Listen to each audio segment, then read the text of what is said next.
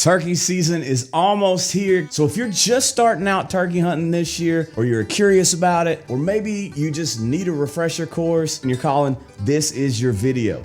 I was lucky enough at the end of deer season last year to be set up in a mob of turkeys, and they were talking super aggressively to one another. So it's kind of a Turkey Sound 101. Turkey Sound 101 brought to you by Real Live Hens. Yes, these are actually real live hens you're about to hear. So take your time, listen to little snippets, pause, try and mimic what these things are doing. There's cuts, there's yelps, there's fly down cackles. All of this is literally just one morning of them talking. I cut the camera on when I heard them, and I just let it run until they all flew down. Hope you guys can get some really good educational stuff out of this. I did. I'm going back and listening to this now, trying to mimic some of the things that they did. So anyway, go to the closet, dig your turkey calls out, and let's get to practicing.